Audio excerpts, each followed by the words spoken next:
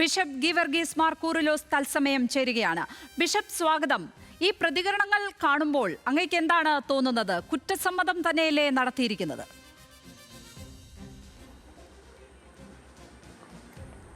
തീർച്ചയായിട്ടും ലക്ഷ്മി പത്മ, വനം വകുപ്പിൻ്റെ ഭാഗത്തു നിന്ന് ഒരിക്കലും ഉണ്ടാകാൻ പാടില്ലാത്ത അനാസ്ഥയാണ് ഉണ്ടായത് എന്നുള്ളതിന് യാതൊരു സംശയമില്ല. അനാസ്ഥ മാത്രമല്ല, വളരെ ഉത്തരവാദിത്തരാഹിത്യമായ ഒരു പ്രവർത്തനമാണ്, ഒരു നിലപാടാണ് വനം വകുപ്പ് എടുത്തത് എന്നുള്ള കാര്യത്തിൽ യാതൊരു സംശയവും എനിക്കില്ല.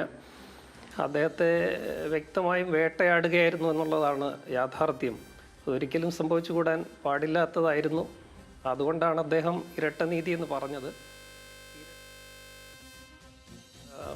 ഇന്ത്യയിൽ ആദ്യമായിട്ട് അഡ്രസ്സ് ചെയ്യുന്നത്, അതിൻ്റെ സമഗ്രതയിൽ അഡ്രസ്സ് ചെയ്യുന്ന ബാബാ സാഹേബ് ഡോക്ടർ അംബേദ്കറാണ്. ആ ഇരട്ടനീതിയെക്കുറിച്ചുള്ള അദ്ദേഹത്തിൻ്റെ ആകുലതകളും അതില്ലാതെയാക്കുവാനായിട്ടും തുല്യനീതിക്ക് വേണ്ടിയുള്ള ഒരു വലിയ സമരമാണ് ഭരണഘടനയിൽ കൂടെയും അല്ലാതെയും ഒക്കെ ബാബാ സാഹേബ് ഡോക്ടർ അംബേദ്കർ ഇന്ത്യയിൽ ഉയർത്തിയത്. ആ സമരമാണ് പാട്ടിൽ കൂടി, സംഗീതത്തിൽ കൂടി വേടൻ ഇന്ന് ഇവിടെ ഉയർത്തുന്നത്.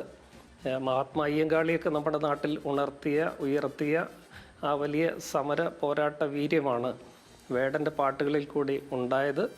അതിനെ തകർക്കുവാനായിട്ട് ഒരു ആസൂത്രിത ശ്രമം എവിടെ നിന്നും ഉണ്ടായിട്ടുണ്ട് എന്ന് തന്നെയാണ് ഞാൻ വിശ്വസിക്കുന്നത്.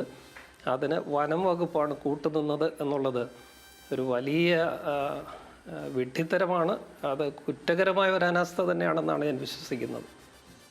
കഴിഞ്ഞ ദിവസം ബിഷപ്പ് കുറിച്ച ഫേസ്ബുക്ക് പോസ്റ്റിൽ പറഞ്ഞത്, വേടൻ പാടുന്നതും പറയുന്നതും ഇവരെല്ലാം ഉപേക്ഷിച്ച അടിത്തട്ട് വിപ്ലവമാണ് എന്നുള്ളതാണ്. അപ്പോൾ അതുകൊണ്ട് വേടനിൽ സംഗീതമുണ്ട്, അതുകൊണ്ട് അപകടകാരിയാണ്, അവനെ ഇല്ലാതാക്കണം എന്ന് ആഗ്രഹിക്കുന്നു എന്നുള്ളതാണ്. എന്താണ് ഈ പറഞ്ഞതിൻ്റെ അർത്ഥം? വ്യക്തമായി ചോദിച്ചാൽ നമ്മുടെ നാട്ടിലെ ഇടതുപക്ഷ പ്രസ്ഥാനങ്ങൾ വേടനെ ഭയപ്പെടുന്നു എന്നാണോ ബിഷപ്പ് പറഞ്ഞത്? ഇടതുപക്ഷം മാത്രമല്ല, ഞാൻ ആ പോസ്റ്റിൽ വളരെ വ്യക്തമായിട്ട് പറഞ്ഞിട്ടുണ്ട്. ഇന്ത്യയിലെ മുഖ്യധാര രാഷ്ട്രീയ പ്രസ്ഥാനങ്ങളിലും സംഘടനകളും എല്ലാം ഒരുപോലെ ഒരുപക്ഷെ വേടനെ ഭയക്കുന്നുണ്ടാവും. കാരണം അവരിൽ നിന്ന് വ്യത്യസ്തമായൊരു രാഷ്ട്രീയമാണ് വേടൻ തൻ്റെ പാട്ടിൽ കൂടി മുന്നോട്ട് വയ്ക്കുന്നത് എന്നുള്ളതാണ് ഇവിടെ നമ്മൾ ഗൗരവമായിട്ട് കാണേണ്ടത്. ഇപ്പം നമുക്കറിയാം, ഹിന്ദുത്വ പൊളിറ്റിക്സ് മുന്നോട്ട് വയ്ക്കുന്നത് സവർണ ജാതീയതയുടെയൊക്കെ ഒരു പൊളിറ്റിക്സാണ്. അതിനെ നഖശിഖാന്തം, പല്ലും നഖവും ഉപയോഗിച്ചുകൊണ്ട്, പല്ലും നഖത്തിനൊക്കെ ഇപ്പോൾ പ്രത്യേക പ്രാധാന്യവും വിവക്ഷയുണ്ടല്ലോ, ശക്തമായിട്ട് വേടൻ തൻ്റെ പാട്ടുകളിൽ കൂടി സംഗീതത്തിൽ കൂടി അതിനെ വിമർശിക്കുന്നുണ്ട്.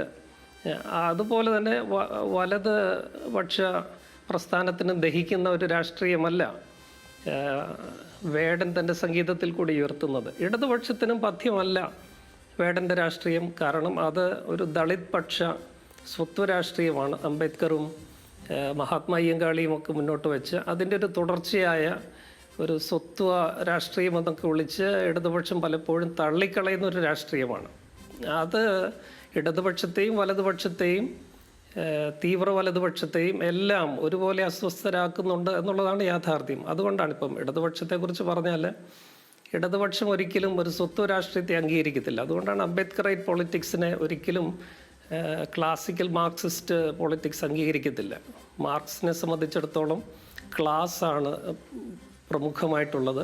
അംബേദ്കർ കാസ്റ്റാണ് ഇന്ത്യയിലെ പ്രൈമറി കാറ്റഗറി എന്ന് പറഞ്ഞു. ഈ ഒരു തർക്കം ഇന്ന് നിലവിലുണ്ട്. അതുള്ളിടത്തോളം കാലം അത് തന്നെയല്ല, മാർക്സിൻ്റെ വീക്ഷണത്തിൽ വർക്കിംഗ് ക്ലാസ്സിന്, അടിത്തട്ടിന് അവരെ കൊണ്ട് തന്നെ ഉയർന്നു വരാനായിട്ടുള്ള കെൽപ്പില്ലെന്നാണ് മാർക്സ് വിചാരിച്ചത്. അതുകൊണ്ട് മധ്യവർഗം വേണം അത് ഏറ്റെടുക്കുവാനും ഇവർക്ക് വേണ്ടി. അതിനെയാണ് അംബേദ്കർ പൊളിച്ചു കളഞ്ഞത്.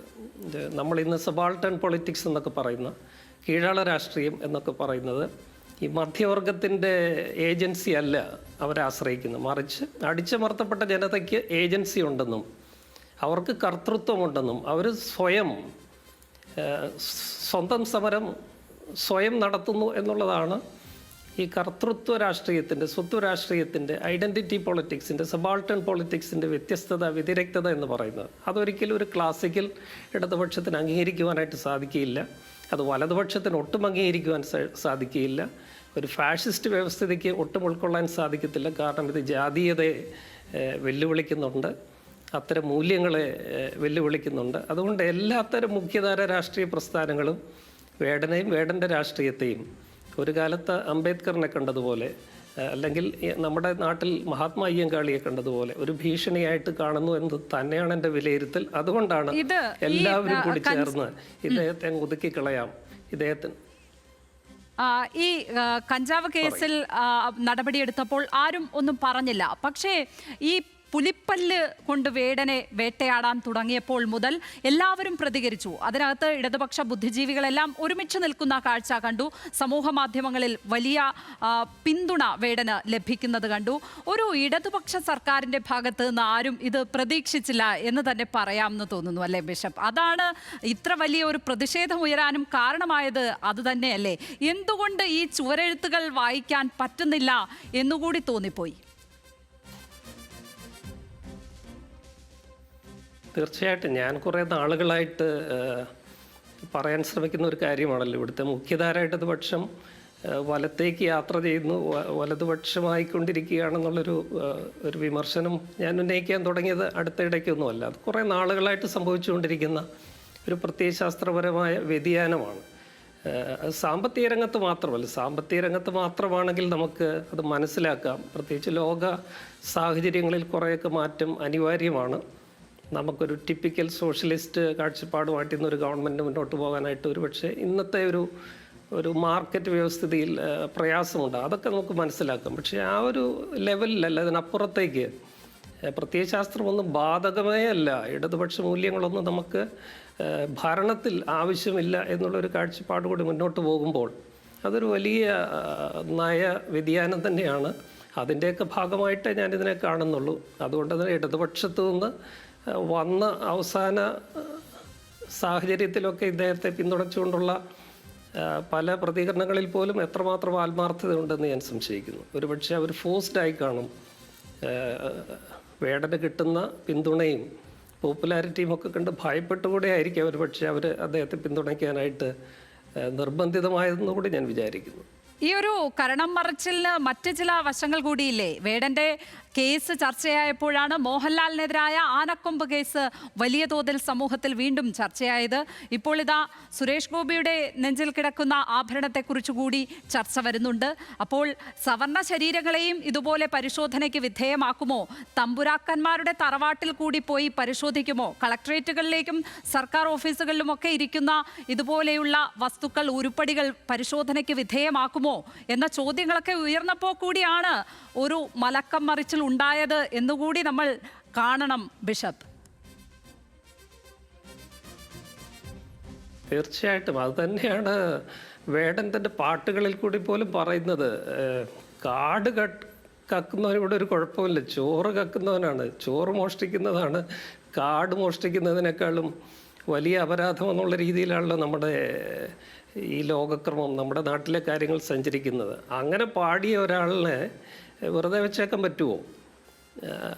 തുല്യനീതി വേണമെന്നൊക്കെ പറഞ്ഞ് ഇവിടുത്തെ ജന്മിത്വത്തെയും ജാതീയതയും മേലാളന്മാരെയൊക്കെ വെല്ലുവിളിച്ചുകൊണ്ട് ഒരു പയ്യൻ, ഒരു ചെറുപ്പക്കാരൻ ഇങ്ങനെ ഹാലിളകിയാൽ അത് വെച്ച് ഉറപ്പിക്കാനായിട്ട് ഇവിടുത്തെ സവർണ അധീശത്വ ശക്തികൾക്ക് എങ്ങനെ സാധിക്കും? അതുകൊണ്ട് അവരെല്ലാവരും ഒന്നു ചേർന്ന് അദ്ദേഹത്തെ ഇല്ലാതാക്കാനായിട്ട് ശ്രമിക്കുകയാണ്. അതിന് നമ്മൾ ഒരിക്കലും അദ്ദേഹത്തിൻ്റെ ലഹരി ഉപയോഗം അദ്ദേഹം തന്നെ സംബന്ധിച്ചൊരു തെറ്റ് പറ്റിപ്പോയി. അത് ആ തെറ്റിൽ അദ്ദേഹം പശ്ചാത്തപിക്കുന്നുവെന്ന് അദ്ദേഹം തന്നെ പറഞ്ഞു. പക്ഷെ മറ്റേ കേസെന്ന് പറയുന്നത് പുലിപ്പല്ല എന്നൊക്കെ പറയുന്നത് ആസൂത്രിതമായിട്ട് ഒരു വലിയ ക്രിമിനലിനെ എഴുന്നള്ളിച്ചുകൊണ്ട് വരുന്ന രീതിയിലല്ലേ വേടനെ മാധ്യമങ്ങളുടെയും സമൂഹത്തിൻ്റെ മുമ്പിലൊക്കെ പരേഡ് ചെയ്യിച്ചത്. അവിടെയാണ് നമ്മളീ പറയുന്ന ഈ ജാതീയതയുടെയും സവർണ മേധാവിത്വത്തിൻ്റെയും ഒക്കെ ഇരട്ട നീതി പ്രകടമാകുന്നത്. നമുക്ക് സ്വാധീനമുണ്ടെങ്കിൽ, ജാതിയുടെ പ്രിവിലേജ് ഉണ്ടെങ്കിൽ, അധികാരത്തിൻ്റെ പ്രിവിലേജ് ഉണ്ടെങ്കിൽ നമ്മൾ ചെയ്യുന്ന കുറ്റങ്ങളൊക്കെ ഇല്ലാതാകും. ഇന്ന് പലരും രക്ഷപ്പെടുന്നതൊക്കെ, ഞാൻ ആരുടെയും പേര് പറയാൻ ആഗ്രഹിക്കുന്നില്ല, സ്വാധീനമുള്ളവരുടെ മക്കളൊക്കെ സമാനമായ കേസുകളിൽ നിന്ന് എങ്ങനെയാണ് ഊരിപ്പോരുന്നതെന്നൊക്കെ നമ്മൾ കണ്ടുകൊണ്ടിരിക്കുകയല്ലേ. അപ്പോൾ അധികാരത്തിൻ്റെയും ജാതിയുടെയും സമ്പത്തിൻ്റെയും ഒക്കെ പ്രിവിലേജ്, പ്രത്യേകിച്ച് നമ്മുടെ നാട്ടിൽ ജാതിയുടെ പ്രിവിലേജ്, ഇദ്ദേഹം ആ അടിത്തട്ടിൽ നിന്ന് വരുന്ന ഒരു മനുഷ്യനാണ് എന്നുള്ളതാണ് എല്ലാവരെയും അസ്വസ്ഥരാക്കുന്നത്. അങ്ങനെ ഒരാൾ മുന്നോട്ട് വയ്ക്കുന്ന പൊളിറ്റിക്സ് നാളെ നമുക്ക് അപകടമായിരിക്കും. സംഗീതത്തിൻ്റെ വിപ്ലവ സ്വഭാവം അറിയാവുന്നവരാണ് ഏറ്റവും കൂടുതൽ ഭയക്കുന്നത്. കാരണം അതിൽ കൂടെയൊക്കെ മുന്നോട്ട് വന്ന ഒരു വലിയ ഇടതുപക്ഷ ധാര ഇവിടെയുണ്ട്. അവരൊക്കെ അതിൽ നിന്ന് വ്യതിചലിച്ചിട്ട് ഇന്നിത്തരം അടിത്തട്ടുകളുടെ വിപ്ലവ സ്വഭാവങ്ങളെയൊക്കെ തള്ളിപ്പറയുമ്പോൾ നമുക്ക് സഹതാപമാണ് തോന്നുന്നത്. ഇവിടെ ഈ വനം വകുപ്പിന്റെ പ്രവർത്തനങ്ങൾ കുറച്ച് നാളുകളായി തന്നെ ചർച്ചയാകുന്നുണ്ട്, വലിയ തോതിൽ വിവാദമാകുന്നുണ്ട്. ആദിവാസികളൊക്കെ ഓരോ ദിവസവും കാട്ടാനാക്രമണത്തിൽ കൊല്ലപ്പെടുന്ന സ്ഥിതിയുണ്ട്. അപ്പോഴാണ് വനം വകുപ്പിന്റെ ഇങ്ങനെ ഒരു നടപടി. അതിനകത്ത് ഇന്ന് ജോൺ ബ്രിട്ടാസ് കുറിച്ച വരികൾ വനം വകുപ്പിന്റെ പ്രവർത്തനങ്ങളെ പ്രത്യേകമായി എടുത്ത് വിമർശിക്കുന്നുണ്ട്. വന്യമൃഗങ്ങളുടെ ശല്യമാണ് ഇപ്പോൾ കേരളത്തിലെ പ്രധാന പ്രശ്നം. എന്നാൽ ഇപ്പോഴും അടുക്കളയിൽ കയറി കറിച്ചട്ടി പൊക്കാൻ നോക്കുന്ന ഉദ്യോഗസ്ഥരുണ്ട് എന്ന് അദ്ദേഹം കുറിക്കുന്നുണ്ട്. അതിനു മുമ്പേ അദ്ദേഹം പറഞ്ഞിരിക്കുന്നത് വേടൻ കഴുത്തിലിട്ട് നടന്നത് ആറ്റം ബോംബൊന്നും അല്ലല്ലോ, ഒരു പുലിപ്പല്ലല്ലേ എന്ന് ചോദിക്കുന്നത് ഒരു MP ആണ്. അപ്പോൾ ഈ വനം വകുപ്പിനെ കുറിച്ച് കൂടി കൂടുതൽ വിമർശനാത്മകമായി ചർച്ച ചെയ്യാൻ ഈ കേസ് ഇടയാക്കി എന്ന് തോന്നുന്നു ബിഷപ്പ്. ശ്രീ ജോൺ ബ്രിട്ടാസ് MP എൻ്റെ അടുത്ത സുഹൃത്താണ്. അദ്ദേഹം പറഞ്ഞതിനോട് ഞാൻ 100% യോജിക്കുകയാണ്. ഒരു ഇടതുപക്ഷ സർക്കാരിന് അപമാനമാണ് നമ്മുടെ ഇന്നത്തെ ഈ വനം വകുപ്പ്. അത് കുറച്ച് ഉദ്യോഗസ്ഥന്മാരെ മാത്രം ബ്ലെയിം ചെയ്തുകൊണ്ട് ഇതിൽ നമുക്ക് കുറ്റവിമുക്തരാകുവാൻ പറ്റുമെന്ന് ഞാൻ വിശ്വസിക്കുന്നില്ല.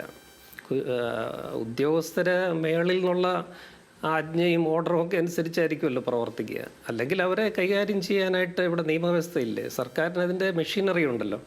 കുറേ നാളുകളായിട്ട് വനംവകുപ്പ് ഈ പരാതികൾ ഈ ബ്ലെയിം കേൾക്കുകയല്ലേ. ഇവിടെ മനുഷ്യജീവന് വിലയില്ലാത്ത, ഓരോ ദിവസവും ആനയുടെയും മറ്റ് വന്യമൃഗങ്ങളുടെയും ഒക്കെ ആക്രമണത്തിൽ ജീവൻ നഷ്ടപ്പെടുന്ന ധാരാളം ആളുകൾ ഓരോ ദിവസവും അങ്ങനെയുള്ള സംഭവങ്ങൾ നടക്കുമ്പോഴും യാതൊരു ജാഗ്രതയുമില്ലാതെ ആ കാര്യങ്ങളിലൊന്നും ഒരു തീക്ഷ്ണതയും കാണിക്കാതെ ഈ പാവപ്പെട്ട മനുഷ്യൻ്റെ ശരീരത്തിലൊരു പുലിപ്പല്ല് എങ്ങനെയോ വന്നുപോയി. പിന്നെ അദ്ദേഹത്തിൻ്റെ ജാതി അന്വേഷിക്കുന്നു, അദ്ദേഹത്തിൻ്റെ അമ്മയുടെ വംശം അന്വേഷിക്കുന്നു, ശ്രീലങ്ക കണക്ഷൻ അന്വേഷിക്കുന്നു.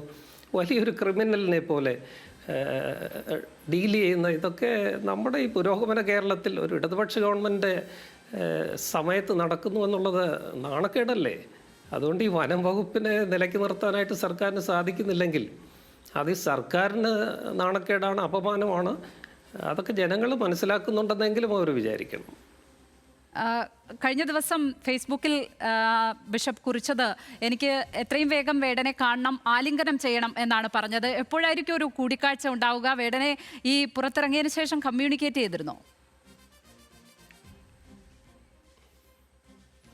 ഇല്ല, എനിക്ക് അതിനു മുമ്പ് അദ്ദേഹത്തെ വ്യക്തിപരമായിട്ട് പരിചയമില്ല. ഞാൻ അദ്ദേഹത്തിൻ്റെ സംഗീതം മാത്രമേ പരിചയപ്പെട്ടിട്ടുള്ളൂ. വ്യക്തിയെ പരിചയപ്പെടുവാനായിട്ട് ഇപ്പോഴാണ് ഞാൻ ആഗ്രഹിക്കുന്നത്.